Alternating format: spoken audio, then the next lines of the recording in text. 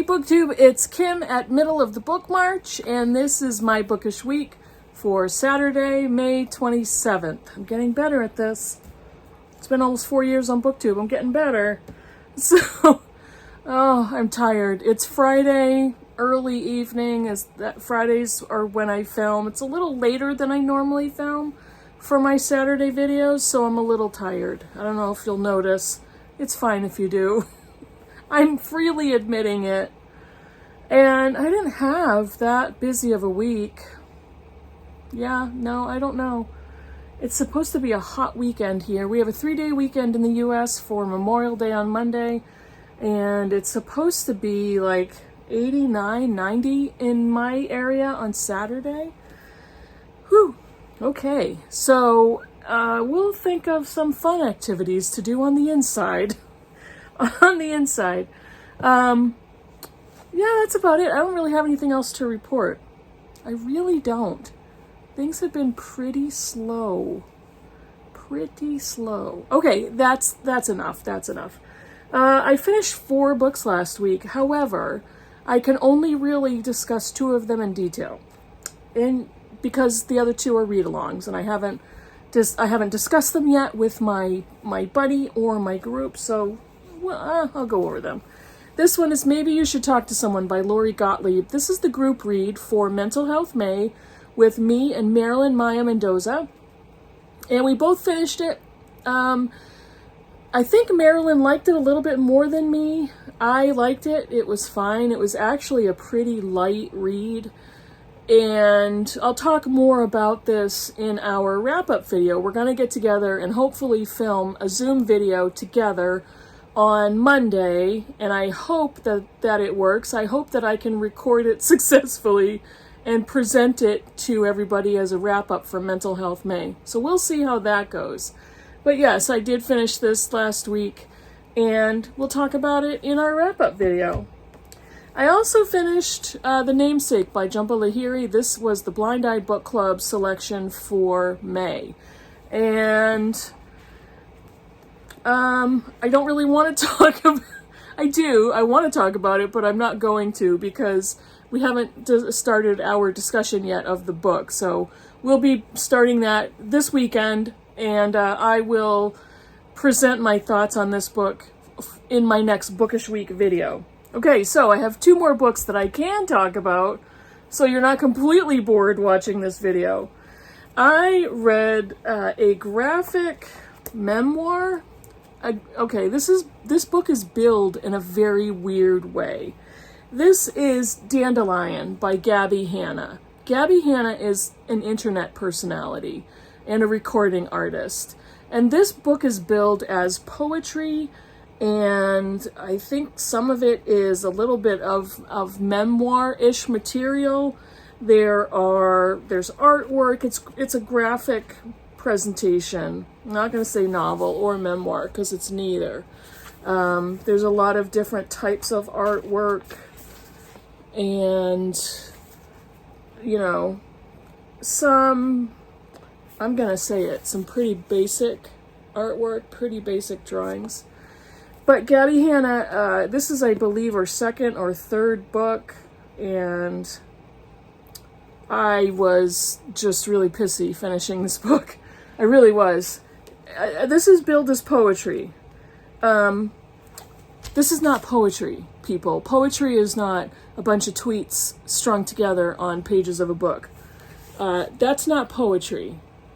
And I can get a lot of people that really are going to be mad at me for saying that, but you can have 2 lines on a page and have it be poetic. But it doesn't mean it's poetry, and that's what this book is. It's highly disappointing. I knew Gabby Hanna was kind of a internet celebrity, but I really had never heard of her before in a profound way or in a really deep way.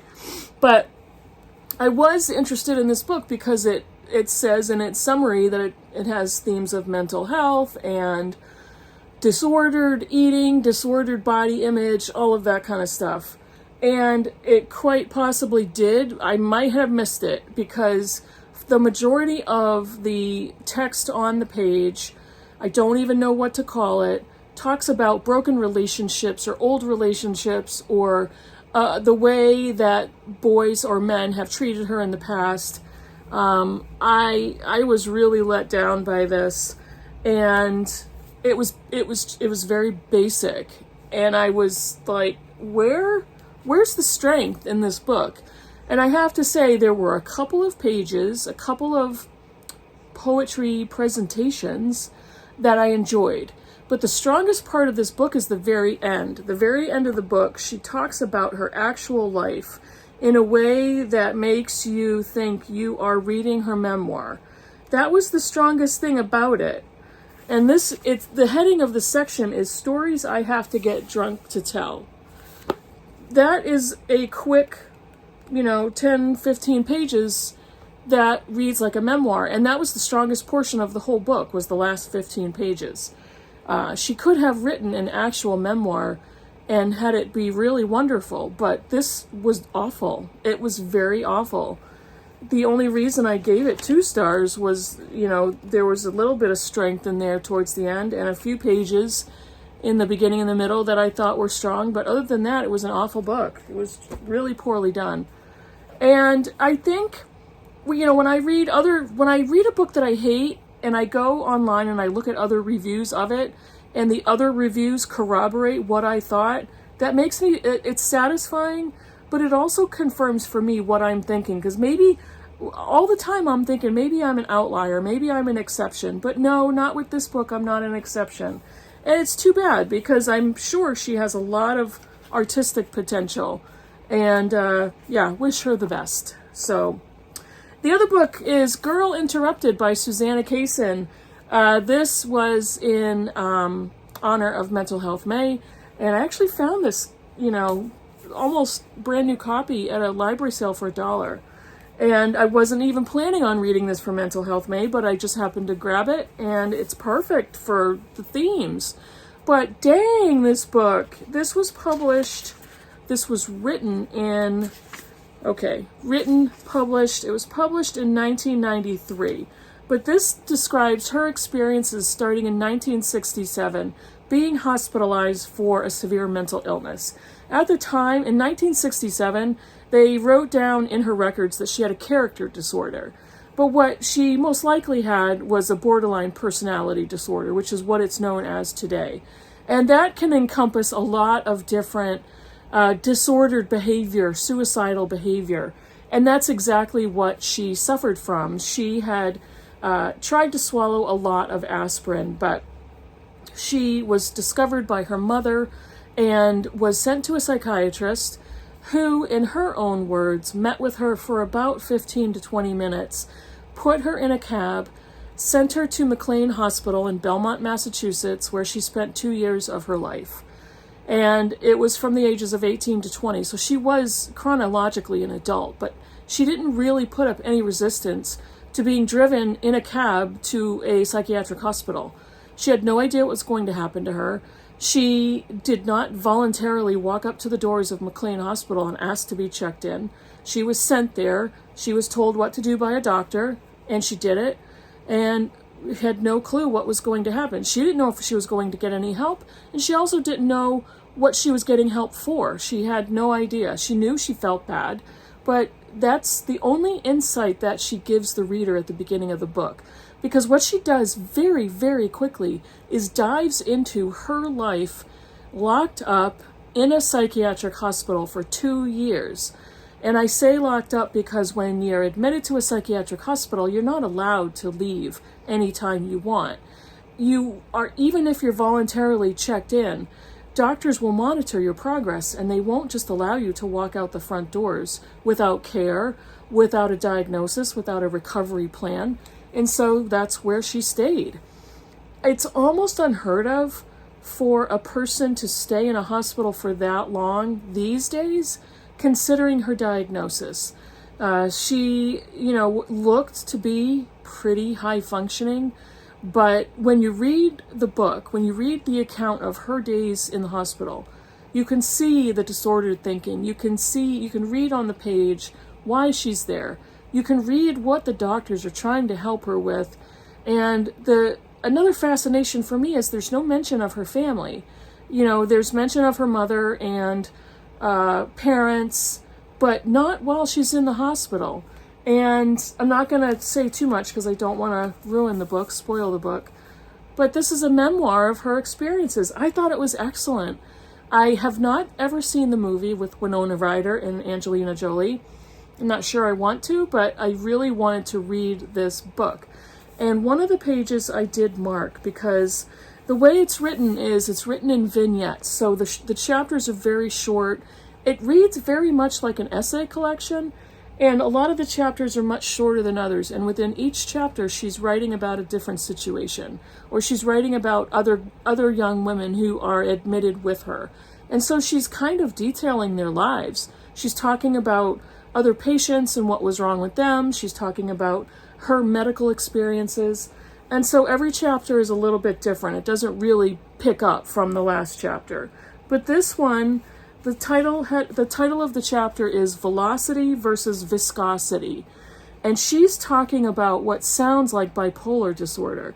Velocity as in the speed of mania and the speed of thinking and her mind running fast and uncontrollably. She can't control the thoughts. And viscosity as the thickness and the darkness of a depression and a sadness and a cloudiness about her. And I thought that was such an effective chapter to talk about mental illness, whether it's bipolar disorder or not. So I thought this was an excellent book.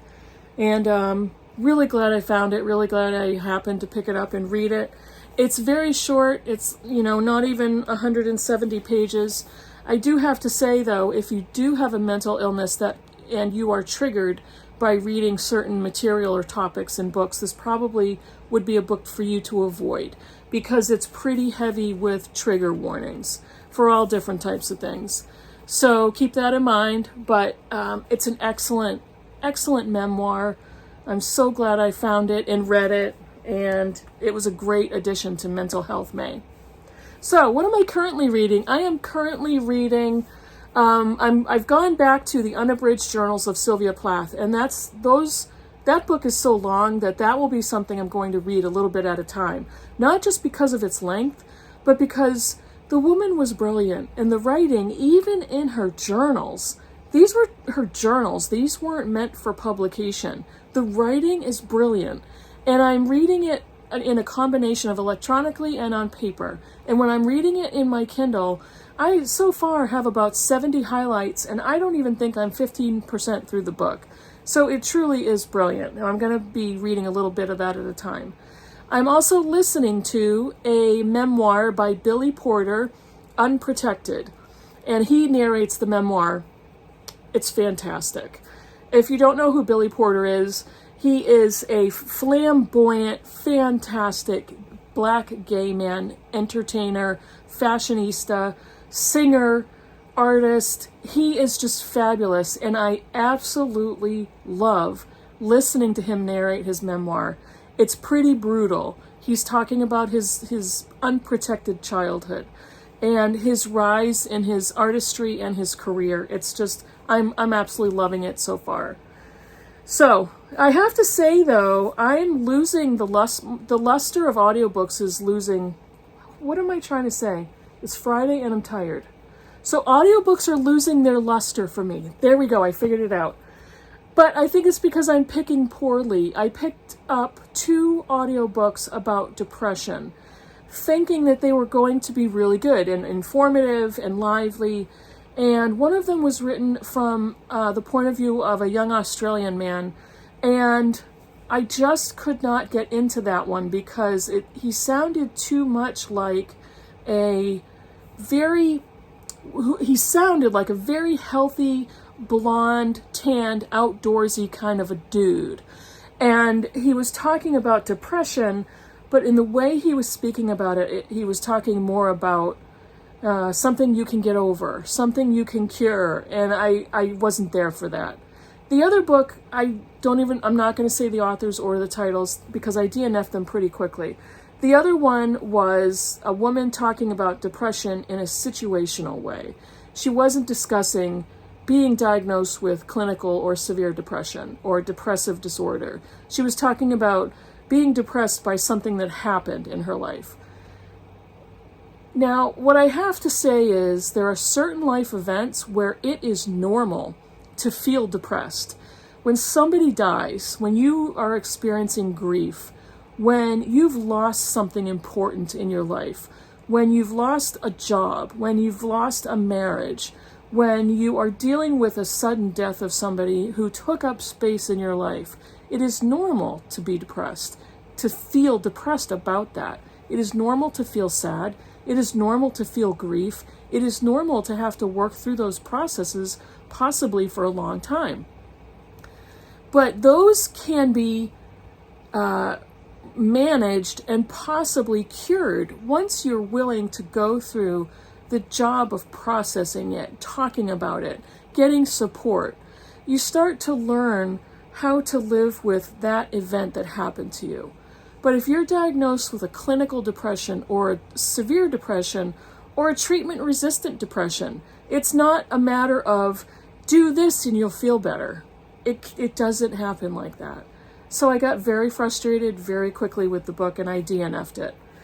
And I've noticed that a lot of audiobooks I'm DNFing fast, and some of them I'm DNFing even before I register them on Goodreads because it's not worth it to me. And maybe I need to pick better. I need to stick with certain genres for them to be successful. I'm not normally a person who buys and reads celebrity memoirs, but on audio, they're fantastic. I have loved so many of them. And that's what Billy Porter's book is doing for me currently. So that's it for me. Mental Health May is almost over. We still have a few more days to go. I think I'm still going to fit in a book or two. Let me know in the comments below what you think, if you've read any of the books, or if you have any opinions at all, or just leave me a general comment saying hello and that you're there. I always appreciate that. Thanks for watching, and I'll see you in the next video. Bye, everybody.